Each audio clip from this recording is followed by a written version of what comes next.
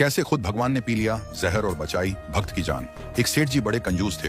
एक दिन उन्होंने दुकान पर बेटे को बैठा दिया और बोले कि बिना पैसे लिए किसी को कुछ मत देना, मैं अभी आया। लेकिन तभी एक संत आए जो अलग अलग जगह से एक समय की भोजन सामग्री लेते थे। लड़के से कहा, बेटा जरा नमक दे दो। लड़के ने संत को डिब्बा खोलकर 1 चम्मच नमक दिया। सेठ जी आए तो देखा कि डिब्बा खुला पड़ा था। सेठ जी ने कहा कि क्या बेचा? बेटा बोला, एक संत जो तालाब पर रहते हैं उनको 1 चम्मच नमक दिया था। सेठ का माथा ठनका।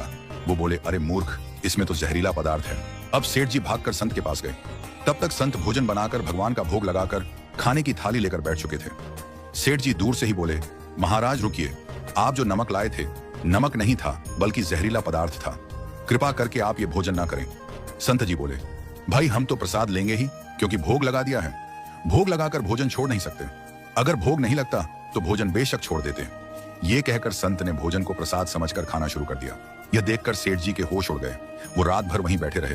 सेठ को रह रहकर यह चिंता सता रही थी कि अगर संत को कुछ हो गया तो बड़ी बदनामी होगी। रात में अगर तबीयत बिगड़ी तो कम से कम वैद्य को दिखा देंगे।